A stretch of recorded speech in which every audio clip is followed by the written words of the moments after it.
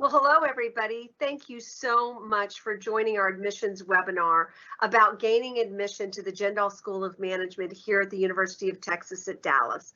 I'm Dr. Monica Powell. I'm the Senior Associate Dean, and I'm thrilled to have so many folks here who are thinking about and considering making an application to one of our many graduate degree programs.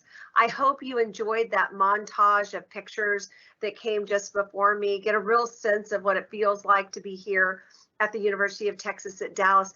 And I hope that we can entice you to complete your application and apply by getting all the critical answers you need to the application process, scholarships, and if you're an international student, those answers as well. So let me introduce the crew that's with us here for the admissions webinar today.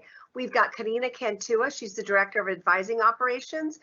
Corina and her wonderful team of advisors help students with everything from enrollment to degree planning to graduation and making sure you fulfilled all the course requirements. And then we also have Josephine Vitta. Her and her magical team of individuals from the International Students and Scholars Office really do a great job of helping our international students manage the nuances of gaining admission as an international student. We have a fabulous agenda, and of course you guys are the stars of our show. We want to make sure that the priority is answering your questions. But let's look at the agenda. We're going to cover application questions because sometimes there are complexities and students need clarification about certain aspects. We're going to address the all-important scholarship questions that students have. We realize that financing and education is really important, and you want to be sure to understand all of the deadlines and the rules around applying for scholarships. We are going to address program questions. Every program is unique at the graduate level here. We want to make sure that you understand those answers. And then, of course, international student applicants.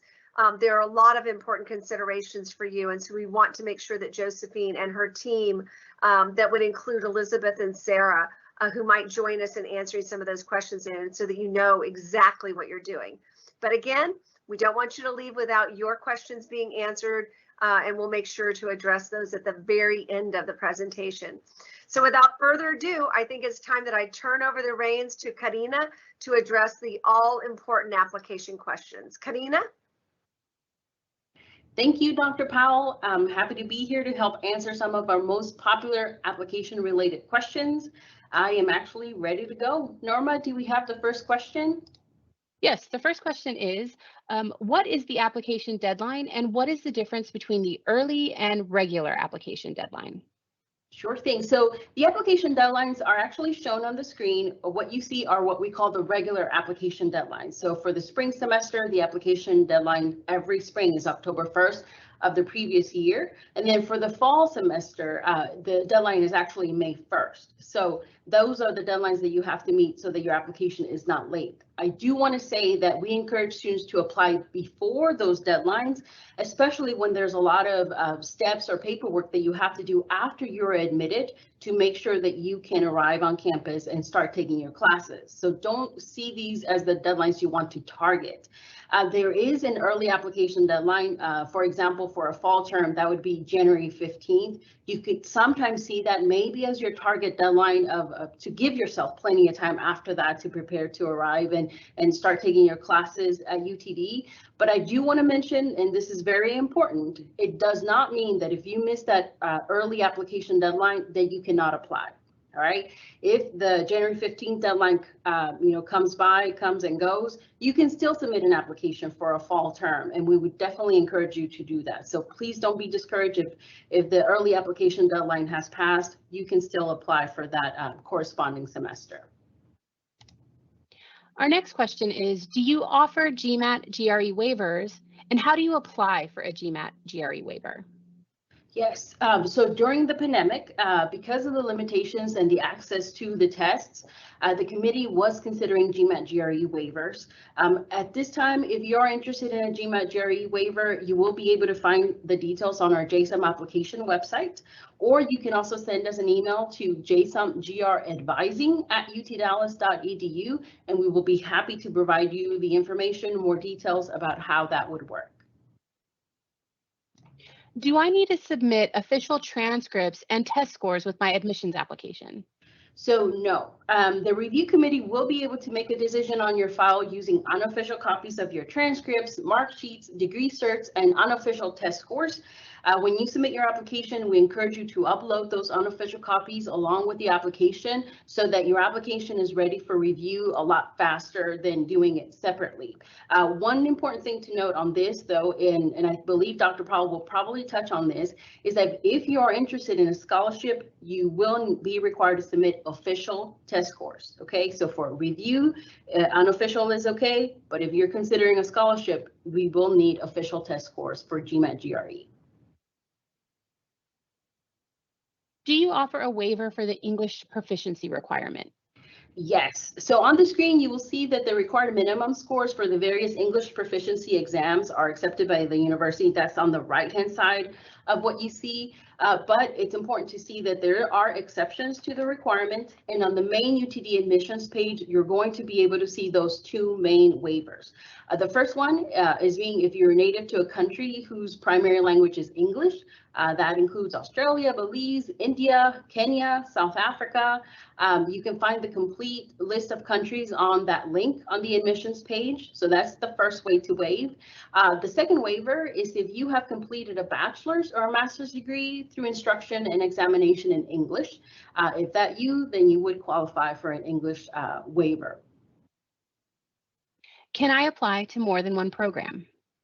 Yes, absolutely. If you're interested in pursuing two programs, there is a benefit of working on both programs at the same time due to the potential reduction of total credit hours required. There may be some courses that overlap, so that would reduce the total number of credit hours you need for both programs. If you're interested in the master's program and an MBA, so an MS and an MBA, you will actually find an application specific to that double MS MBA, so it'll be just one application for that. If you're interested in two master's programs, so an MS and an MS, there's not a single application for that, but don't worry, the application system actually makes it very easy to actually submit an application for both programs. Once you submit the application for the first one and you type in all the details for that application, when you start the second one, it will automatically populate any information that is the same. So you don't have to redo that part. There may be some questions that are new that you would have to fill in, but for the most part, everything will already be there for you. And the same thing will be true about your unofficial documents, what you upload, like your transcript, mark sheets, that's the same, that won't change. And we would be able to use it for both applications. So that makes things easier, even if you are submitting two separate applications. How long does it take to receive an admission decision after applying?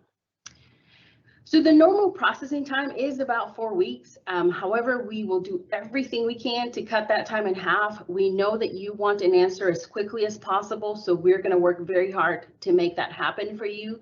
I do want to mention, though, that your application cannot move forward unless it's complete. So you have to make sure that you get us those supporting documents with your file for us to be able to move it forward to the review committee. If you don't, then we're going to be waiting on those documents, and that's going to add time to the review process.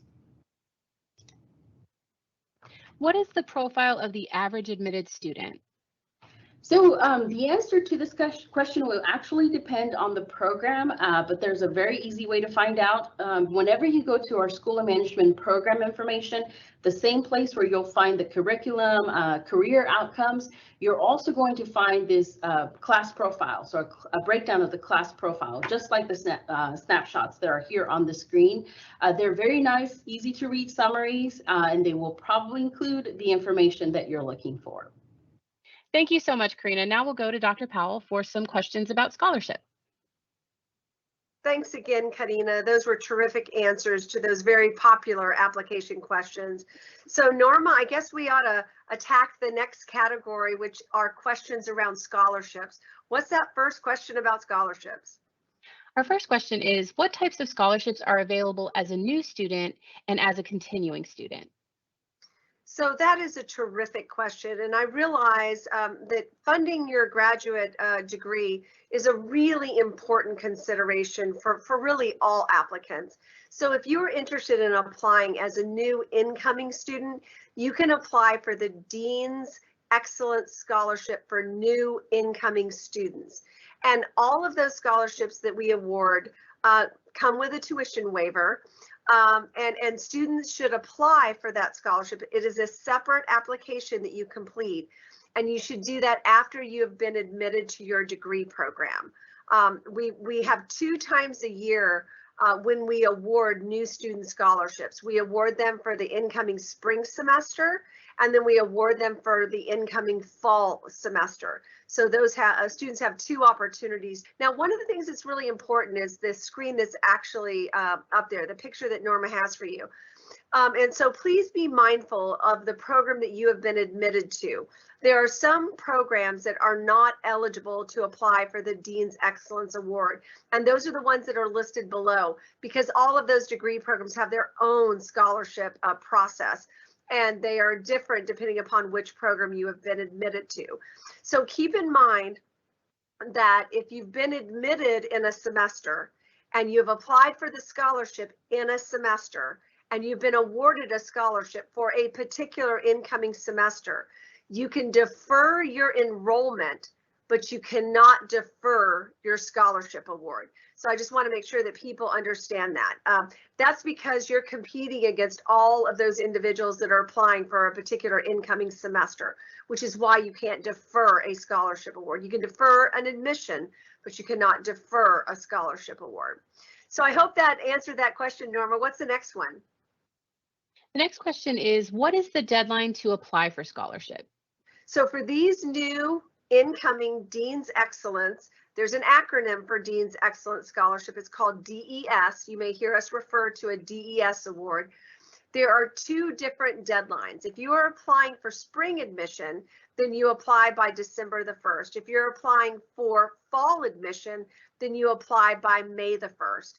It is really important that students understand that you must submit an official GMAT or GRE score. It must have been electronically sent to the university and sent by those 2 deadline days, so it's in the system for the scholarship committee to review an applicant.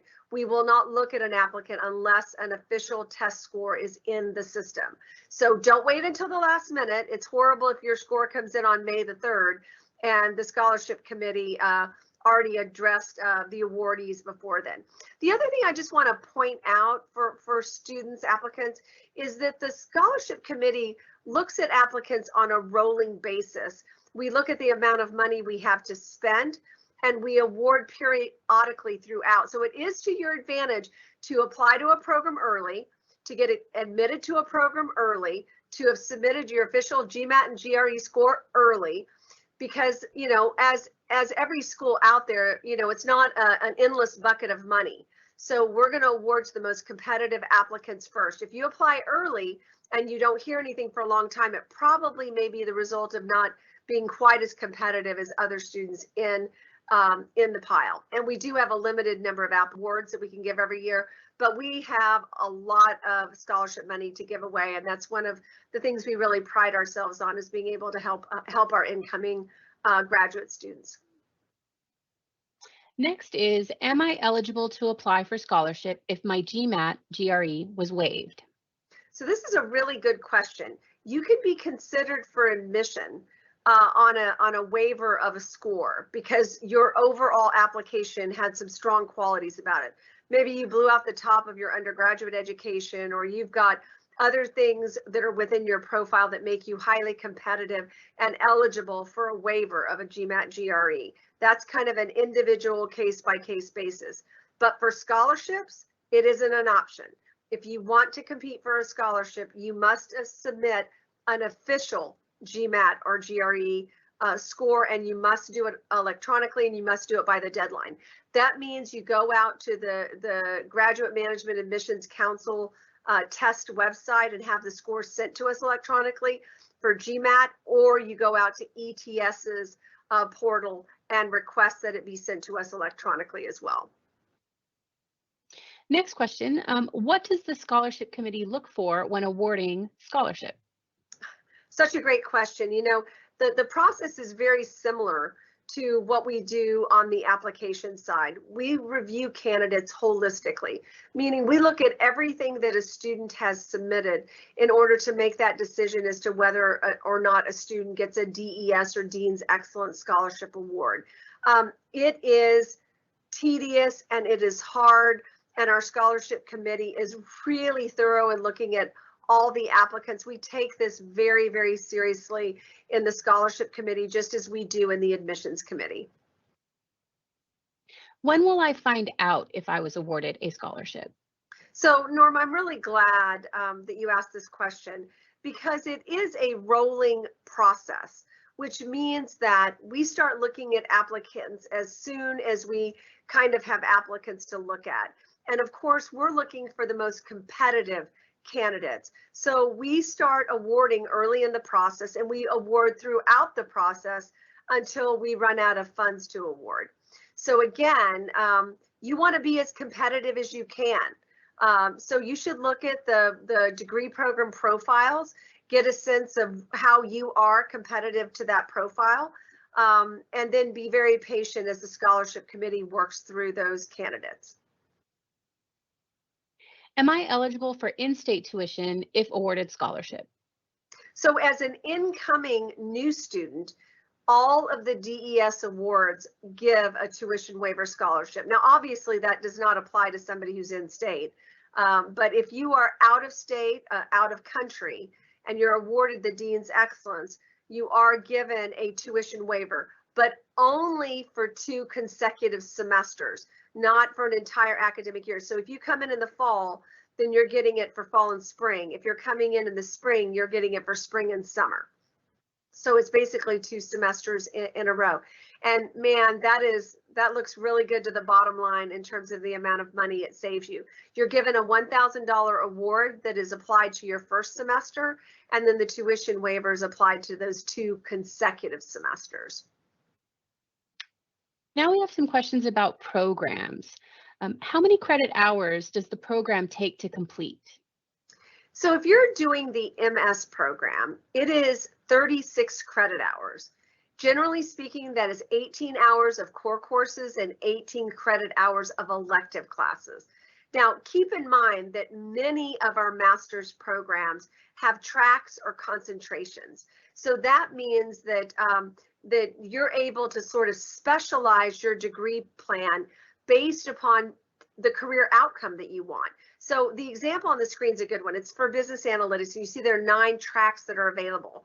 So if you know that you want to go into a data science role, you may want to take those elective hours within the data science track. You're not required to have a concentration or a track, but I would strongly encourage you to do that, because I think it makes you more easily identifiable to an employer that you are bringing a certain skill set to the table. So you want to really get in and look at your program pages, go and look at the tracks or concentrations that you have open as an option, and really think about what you want to do. You may even want to go out to something like Indeed.com. Look at some job descriptions for somebody who's in a financial analytics role. See if that's the kind of work you want to do. You want to do your legwork up front. You don't want to wait until you've completed 18 core hours and then say, oh, what do I want to do with regard to my track or my concentration? You want to have an idea of that ahead of time, because in some degree programs, you can start to take electives right off the bat. And you want to have those electives under your belt, because those will help you be attractive to more employers for internships as well. So look at the ITM, Information Technology Management degree program. It has a lot of tracks. Look at business analytics, look at supply chain, look at management science, look at finance. They all have options for you to tailor your degree. And the more you know about where you want to go, the quicker you can determine the concentration and track, and the better you can kind of plan out your degree program. That's a great question, Norma. Thanks for asking that one. What is the estimated cost for the entire program? So this is a very complicated question, but I am going to do my very best to answer this and to direct you to where you can get even more detailed information about it. So on the university's website, there is a cost estimator where you can put in, you know, your status, whether you're graduate or undergraduate, when you're coming. You can put in the number of hours you're planning to take, and it will estimate for you what your tuition is going to cost. And it's going to estimate, in my opinion, on the high side, what your living expenses are going to be. Everybody lives differently. Some people want to live alone in an apartment for one, and that's more expensive than living with 4 other people in an apartment with 5. So you have to understand that some of those are estimates that are just generated by the algorithm associated with a calculator. Now, the other thing that is really important for you to think about and remember is the more credit hours you take in a semester, the lesser the cost is per credit hour. Now, that doesn't mean you want to come in and take 18 credit hours in your first semester and 18 credit hours in your second semester, because 9 credit hours is a full-time load for a graduate student. So that's biting off a lot to just save the overall cost per tuition credit hour. But do keep in mind the university also has these tuition tables where you can go in, follow the links, you can look at the tuition table, and you can see, okay, if I take 13 credit hours this fall, what is that going to cost versus 9 credit hours in the fall, or 10? Now, remember, this is really important.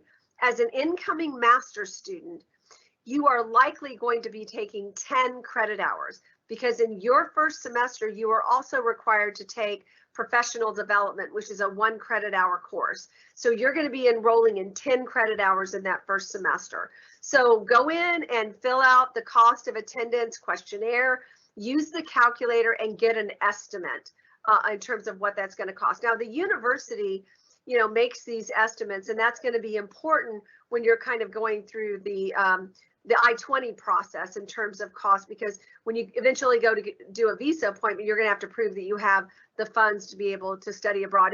And Josephine and her team will be talking about that a little bit later in this presentation. But that's a great complicated question, Norma. Who should I contact if I have questions about the degree curriculum or career outlook for the program I am interested in? Wow, you know, we are a big school, my friends. We have just under 4,000 graduate students and just over 4,000 undergraduate students. So this is a big, busy, exciting, and fun place to be. And we have a multitude of people that are available to you to help you with all kinds of questions.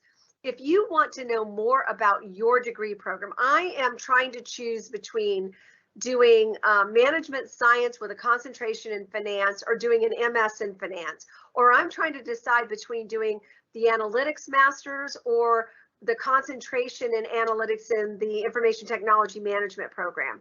Those are great questions, and it's important that you understand the differences in not only the degree program in terms of what it requires and the types of courses you will take, but really understanding what kind of career and job that prepares you for. So if you have questions about the degree program, what's the difference between this course and that course? What is the difference between this track versus that track? How do I compare these two degree programs to each other? What kind of job is that going to prepare me for? That is a question for your program director. And all of the program directors here have academic support coordinators that help support the program and or program managers. Those are terrific people that you can ask those kinds of questions to. You can ask them about electives. You can ask them about how to get a mentor. You can ask them about how do they get engaged if they're in X degree program versus Y. So they are unbelievably resourceful in helping our students. The other great thing is, while we're talking generally about admissions in this particular webinar, all of our degree program directors hold webinars on a very frequent basis so that you can talk directly to them. And they also engage and involve current students, so you can kind of talk to a current student about the experience that they're having here. How are they learning to network? How are they utilizing career services? So I would strongly encourage you to identify that by going to the program's website. You'll be able to see when their information sessions are. and you'll be able to figure out how you can get more detailed program information.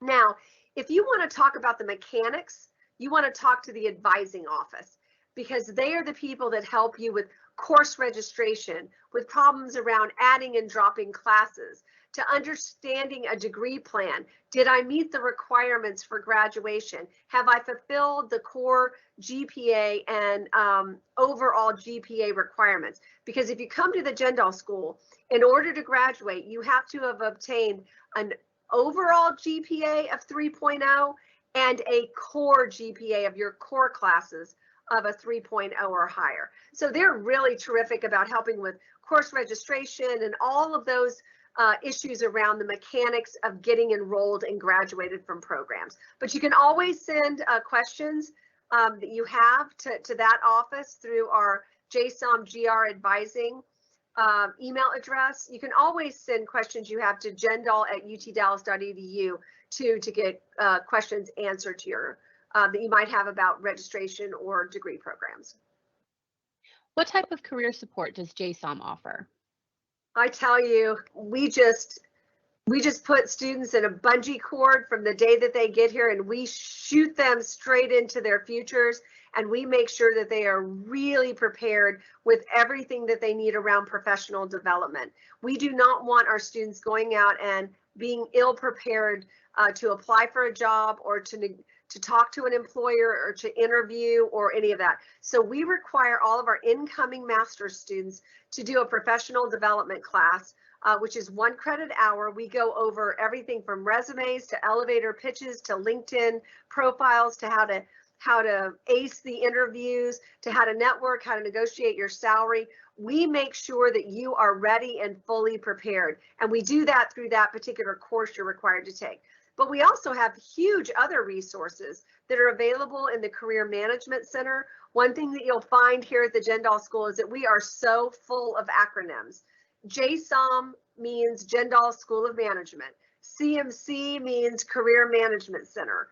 So you're going to want to get used to all the different acronyms that are used here in our school. But we have an endless supply of resources. We have coaches that are available in the Career Management Center for you to walk in and get help.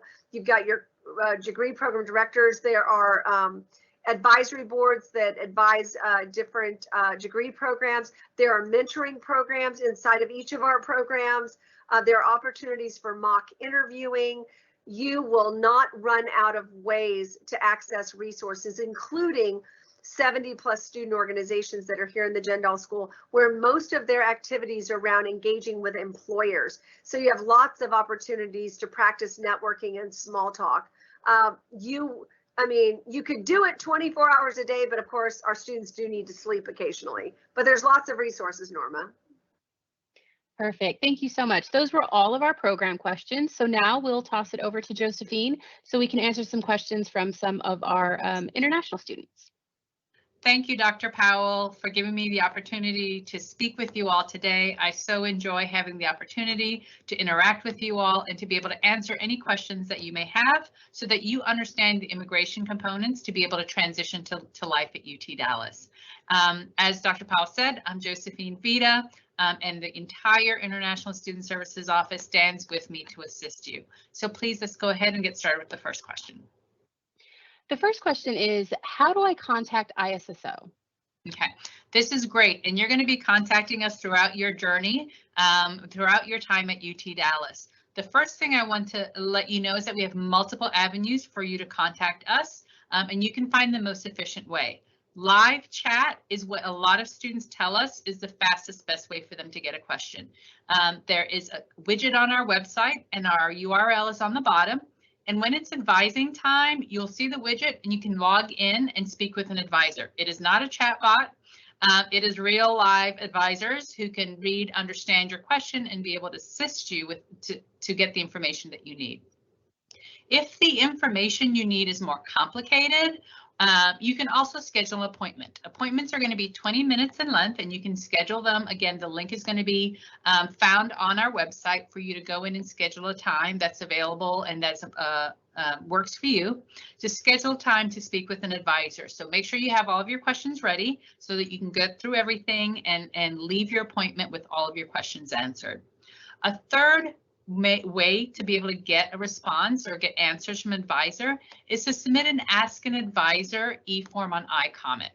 Ask an Advisor form is just a form that you submit through iComment. You can type in your question, it goes to the advisor, they can look at your question and your specific academic record and be able to give you a very complete answer in response to your question. So those are the three main ways that admitted and prospective students are going to interact with our office. As I said before, the information or the links to access advising services may be found on our advising website, and the URL is right at the bottom of your screen. All right, we can go to the next question. What is the iComment portal?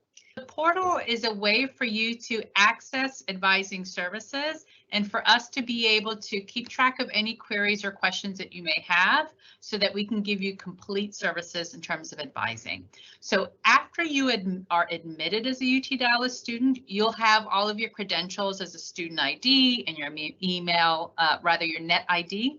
You'll go into iComment and the URL is right there on the bottom. And you're going to use the credentials, the same one that you would use for all of accessing any of UT Dallas digital services to log into iComment. iComment portal has all the e-forms that you're going to need to apply for your I-20, to submit a question through Ask an Advisor, or do a number of services while you're still a prospective student outside the United States, as well as after you arrive in the US. Once I'm admitted, how do I apply for my I-20? Great.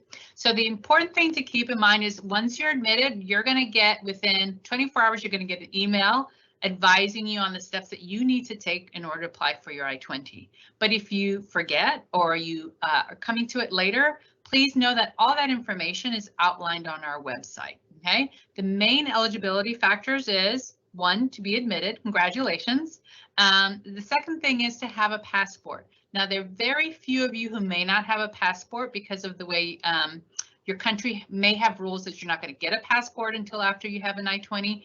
Don't let that be a barrier. We are familiar with some of those countries that have those policies, but the vast majority of you, you're going to want to have a passport that's valid, so long as it's got at least 6 months validity in the future. And if it's a baby picture and you look super cute, that's fine too. The next thing you're going to need to have is sufficient funding to support yourself for 1 academic year. Your program is going to last longer than that, but what you're going to need for the I-20 as well as for the visa interview is to be able to show that you have liquid funds to support your studies. If you have received the scholarship, the Dean's Excellence Scholarship, or any other support from the university, that can be used to establish that you have sufficient funds to support yourself in the United States. Our next set of questions have to do with visas. So I'll go ahead and just kind of go over them, and then you can talk about these various questions. How do I prepare for a visa appointment? What are the common mistakes that international students might make when they apply for their I-20 or when they have their visa appointment? And what do they do if their visa is denied? Yeah, this is a very pivotal moment, and I know that it can seem very scary, but we're here to help you get over this. And it's just a hurdle. It's not something that's going to stop you on your educational journey. The main things you want to do for a visa appointment are, first, have your documents ready, and second, be able to express yourself and communicate successfully with your visa officer. So in regards to your visa appointment documentation, there are many things that are common to all of the embassies. They're going to want your I-20. They're going to want to see that you have your admission letter. They're going to want to see your passport. They're going to want to see your any documentation related to your specific program. All of those things are going to be listed on the website of the specific embassy that you are going to be applying for your visa. Many of them are similar to one another. Some countries may have some additional differences, so just make sure you check on that information on their website. The second part of it is being ready to communicate effectively with the visa officer why you chose UT Dallas, why you chose this specific program. They want to know that you are a bona fide, legitimate student who's interested in pursuing this degree. So be prepared to talk about the degree, the things that you're excited about learning, how you're going to apply that information in your future endeavors in your career. Right? So those are the two things you want to do. It's don't script it out. You want to be absolutely natural, but those are the two things you really need to prepare in order to have a successful visa interview. Now, I am going to, for the second question, I'm going to answer the second part about the visa appointment, and then I'm going to go back to the I-20. So in terms of places where a visa appointment might become tricky, there are two main areas. One is if you are not able to communicate to them that you have the intention to complete your degree and return to your home country after you finish your studies. F1 student status is a temporary immigration category for the specific purpose. So if you go in and you say, I really want to study this, and then I'm going to get an H-1B, and then I'm going to become a permanent resident, and then a US citizen, and it's going to be great. That is going to be the opposite of what they want you to say, because all of those other steps are going to be more permanent immigrant intent. As an F1, you want to be consistent that your plans are to complete your studies and how your degree is going to help you get a job in your home country, start a business in your home country, or a third country. Okay, so that's number one, that you don't have the intent to permanently immigrate to the United States is something that you're going to need to watch out so that you don't misrepresent to them what you're trying to do. The second thing is similar to what I mentioned earlier, is not being able to successfully communicate what it is about this program that really interests you. So all that research that Dr. Powell told you to do, speaking with the program directors and understanding, you know, what you're really going to gain out of it is going to pay off here, because students who cannot communicate that effectively are going to have a hard time overcoming any questions that the visa officer may bring up. So those are two things that often cause the most problems. Not being able to show that you're going to be able to go back home, and not be able to clearly explain what the program of study is. In regard to your I-20, there's one mistake and one tricky part, right? So in terms of applying for your I-20, there are very few things that we're looking for. We want your passport, and we need to be able to see it clearly. So whatever you upload needs to be something that's legible. And number two is the proof of financial support for the one academic year. And then there's a financial affidavit. Simple things that can be a mistake that cause delays is not including all the documents, not having the documents legible, not having them in English, not having signed the form. Those are simple things that you can edit quickly, but they can delay your I-20 process. The thing that can take that can be a little bit harder to overcome is just making sure that your financial documents show a complete picture of your ability to support yourself in the United States. And we have we really want to make sure that we review those things, and they're going to be sufficient for you to not only get the I-20, but be able to satisfy the visa officer when you're going for your visa interview. So then the third question is, what do I do if my visa is denied? Well, a lot of people are very scared about this, but the important thing to remember is this is very rare. I think the most we have ever seen is going to be, you know, 5 or less in a semester. Right, and this is out of over 2,000 students, and that was a very high semester.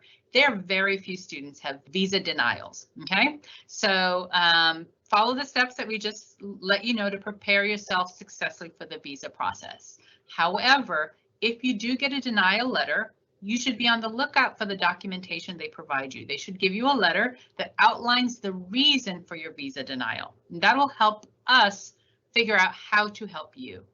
We have special advisors, and actually it's usually going to be Elizabeth Walker, Associate Director, who can meet with you, go through what you did in the visa process, and help you become better prepared in order to apply for a visa interview. It is very rare that there's any restrictions on your ability to apply again. So many times you can, find the next slot that is convenient for you to apply for the visa after you've had a chance to correct whatever the issue is, and then you can apply again. Most times, students are going to be successful that second time that they apply. Am I eligible for on-campus jobs as an international student? So even though you have the financial resources to support yourself, you are absolutely eligible, and it is okay for you to get an on-campus job. And actually, we recommend it for a variety of reasons. So on-campus employment is something that you can do after you arrive in the United States if you are coming from abroad, or if you're a transfer student from another US college or university, you can do that after you have your UT Dallas I-20 and you have arrived on campus. You just need to be in F1 status, which you will be once you arrive. You need to have your I-20, so you still need to be a student after you graduate. You can't work on campus as an on-campus student employee. And you need to make sure you're maintaining F1 status by being enrolled full-time in your fall and spring semesters. That's going to be 9 credit hours for our graduate students. It's very simple. There's not a very high bar, right, in terms of immigration. Once you're here in F1 status, you are eligible for on-campus employment. So reach out to the Career Center, reach out to all of the offices and see what type of employment experience you'd like to have while you're on campus. When will I be eligible for CPT? This is a great question. I know so many of you are interested in getting real-world on-the-job training based on what you're learning in your classes, and that's exactly what CPT is designed for. So the eligibility, CPT has a variety of eligibility requirements. The thing I want you to understand now, or keep in mind right now, that CPT regulations as well as CPT policies do change. So we're going to point you to where the information is right now. When you arrive on campus, we're going to have more trainings about CPT, and you're going to really want to look and see what are the rules and the processes at the time that you're looking to apply for CPT. However, as a general rule, in order to be eligible for CPT, you need to be an F1 student who's been lawfully enrolled in classes at UT Dallas or in the United States for at least 1 academic year prior to seeking that CPT. There are additional requirements that we have here related to enrollment in an internship class, your GPA, and a variety of other policies. They're all listed on our website and they're all pretty clear. But again, as I said, some of these things, regulatory and processes may change. So just keep that in mind and keep an eye on this page to make sure that you have the latest information. On the right side of the screen, you're going to see a listing of JSOM programs that you don't need the 1 academic year, but you are eligible or you're actually required to engage in a CPT after you've completed 18 credit hours in your program. At that point, you've got a very strong grounding in the core fundamentals of what you're learning, and you can go out into the workplace and successfully represent yourself as a competent professional. So the URL for the CPT page is on the bottom. I recommend you have a look at it. And if you have additional follow-up questions after you arrive on campus and you're exploring your options, reach out to an advisor and we can talk about your specific case. Thank you so much, Josephine, for answering all those questions. It was great information. Now we will go back to Dr. Powell so that we can take some additional questions that we've received during this webinar. Wow, Norma, Corina, Josephine, myself, we answered a lot of questions, but we are all aware that there's always many more questions that students have that are unique to them. And we encourage you to take this time to put those questions into the chat. And we're going to try and answer as many of those as we possibly can. For those of you that have already submitted questions through chat, make a note of what's on your screen. You can always email your program director to get answers, but in lieu of anything else, you can email jindal@utdallas.edu, and we answer all types of questions. We also have a live chat, and I love what Josephine said earlier. It's not a bot. We are not a bot either. We actually answer these questions live, and we call that our JSOM question desk. And you can do that through the link that you see on the screen. And the question desk people are answering questions all day long. It seems like there's never a shortage of questions around admissions and around all types of questions that might be important to you as you're a student here at the Jindal School. So I am betting, Norma, you got a boatload of questions that we now need to answer as a team. And I'm going to call out to my colleagues when they can help us to answer those questions too.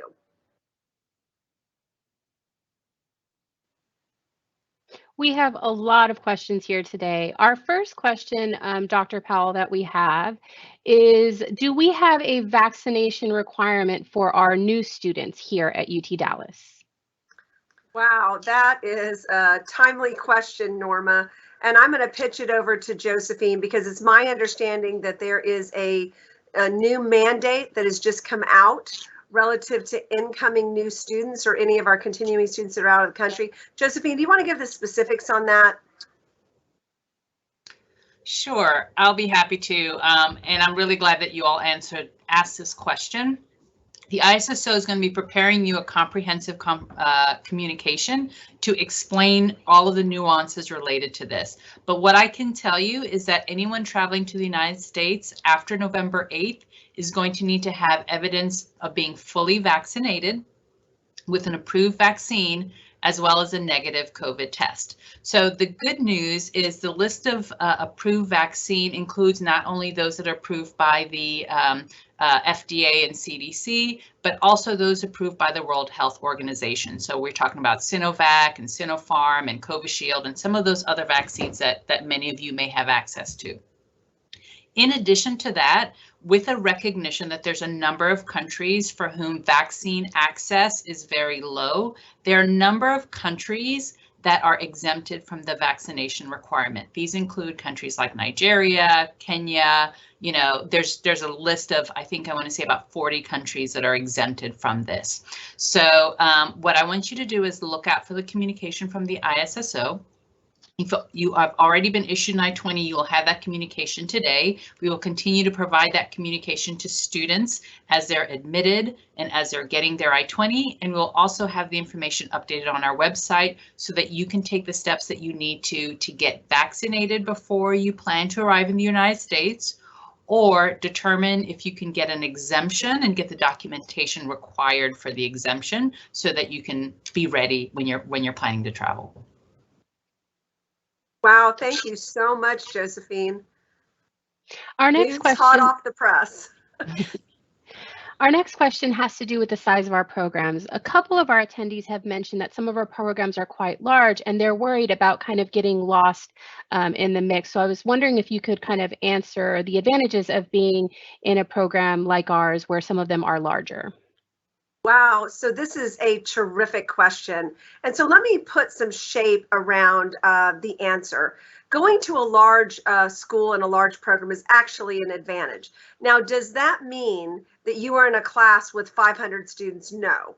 All of our classroom sizes are around 70. Elective courses can actually get smaller than that. So there is still a lot of individual one-on-one attention that you get with your faculty member, that you get with your teaching assistant. So just because you might come in and enter with a large group of people, we have lots of sections of the same courses where we keep our class sizes very small. So that's one factor that incoming students are sometimes concerned about. The other factor that they're concerned about is, oh my gosh, if I'm going to a large program, then that's a lot of students competing for a small set of internships. That is absolutely the opposite.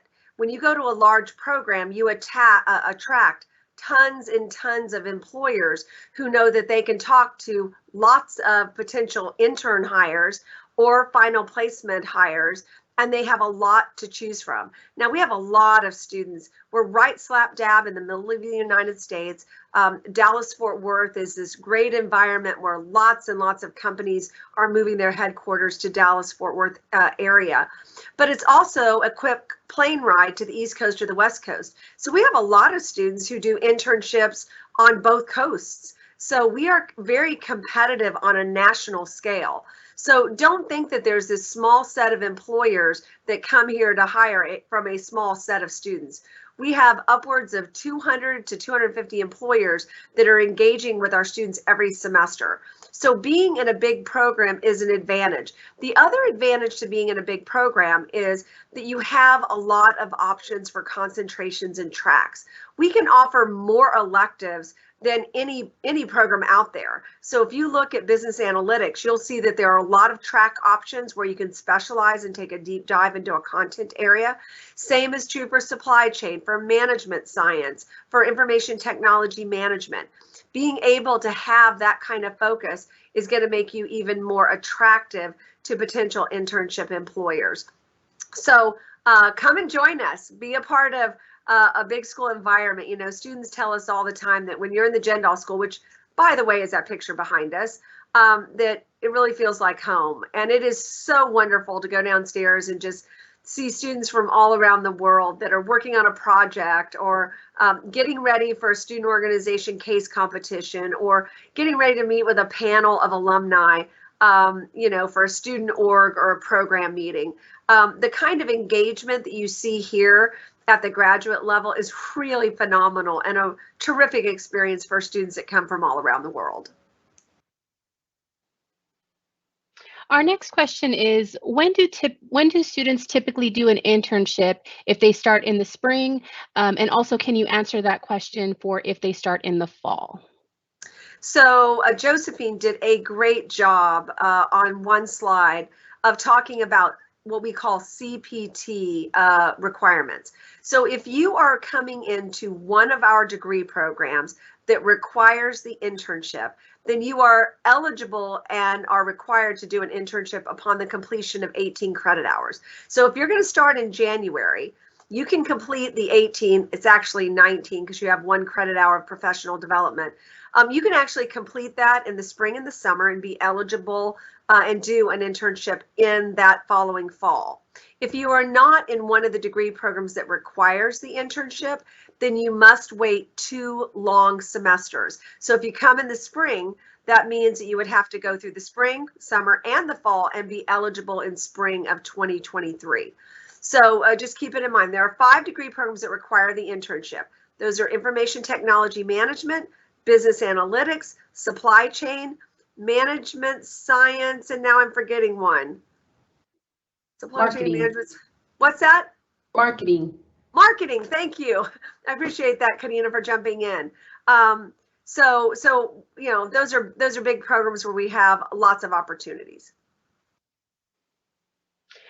We have a couple, well, this particular attendee asked about the difference between the Masters in Finance Flex and Cohort options, but I'm guessing that some people might have that same question about our Business Analytics Flex versus Cohort. Yeah, so we have several programs that offer what we call format options, where you can be a cohort student and apply to the cohort program, or you can be a flex student or flexible student and apply to the flex program. So what's the difference between a cohort experience versus a flex experience?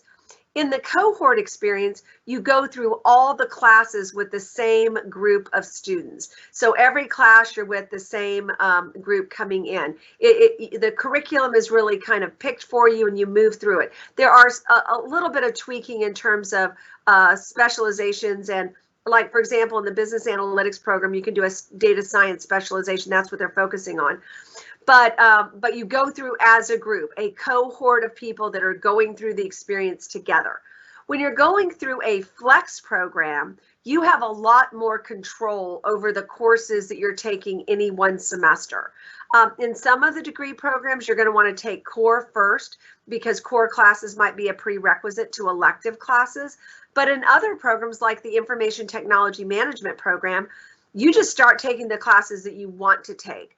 And you're able to move through the curriculum and blend with a whole variety of students as you go through the program. So those are 2 unique words here in the U.S. Now, there are a lot of programs throughout the United States that are only cohort programs at the graduate level. Those tend to be really small. They tend to bring in a small subset. All of the curriculum is predetermined and you go through it together. And so we have a cohort option here in business analytics and ITM, if kind of that's what you want to do, or we have the flexible where you get to choose your courses and have more variety in terms of the specializations, the tracks, or the concentrations. And I have one more question here. This is about the MS Marketing program. They see that it is STEM-based, and they're wondering if it requires a tech background, or if students with a non-technical background can go into our programs. And I'd imagine there might be people who are interested in some of our other STEM programs who also don't have a tech background who might be wondering the same thing. So that is a great question. If you're coming into our information technology management program, it's an asset to kind of maybe have a computer science or telecommunications or some related field background, but it's not required. Same thing for our business analytics program, same thing for our marketing program, same thing for our management science program, because graduate programs in business tend to bring people in from a wide variety of undergraduate backgrounds. Now, it's not to say that you don't have some advantage if you've had some of those course backgrounds, and it's also not to say that you might not have some prerequisites. And finance is one of those programs where, you know, your finance is a difficult subject area, so they may throw some additional prerequisites on you in order to better prepare you, because they're going to evaluate your background in terms of what you might need. But we have a lot of students that don't have a finance background that go into finance. So we have a lot of flexibility in our graduate degree programs here. Perfect. Well, those were all the questions that we have. So we do have some time for some closing remarks. Well, to all of you that are attending today, we are so honored that you would consider the Jindal School of Management as your destination for your graduate degree program. You know, this is a pretty incredible and special place. And I love when I look at the exit surveys as students are graduating, and over 90% of our students complete them, when they tell us that, you know, the best thing about the Jindal School is the faculty who are committed to the individual success of every student. They talk about the great relationships and the friendships that they've made from people all around the world. They talk about what it's like to feel like you're at home here, that, you know, they may have an apartment that they go and sleep in, but they're basically living in the school, being engaged in our great student organizations and engaged with faculty and students that have teaching assistantships or student and campus jobs. So this is a really special place. So despite being a large graduate program, we have about 4,000 graduate students here at the Jindal School. We also have about 4,500, 5,000 undergraduate students. So there's a lot of people around, and the campus is beautiful. And this is just a great destination. And I can guarantee that if you have additional questions, the International Students and Scholars Office is going to be here to answer those for you, make sure that they've tied everything up in a bow for you. Our advising team is here to help you with regard to getting enrolled in the right classes. And your program directors are really just awesome. They will conduct a lot of individual degree program webinars where it is specifically about business analytics or specifically about marketing or finance or management science. We have 13 different master's programs here and an MBA. So there is a lot to choose from and a lot to get involved in. So I'd like to thank my colleagues, Corina Cantua, for being here to help answer important questions. Josephine Vitta and her team that are always available to us here in the Jindal School to take care of our international students. And Norma, can't do without you running the show. So thank you to everybody for joining us today. If you have any questions that come up that you really want an answer to, don't forget the final slide on the screen right now. You can either connect with the question desk or you can send an email to jindal@utdallas.edu. We cannot wait to get your application. Take care and be in touch with us.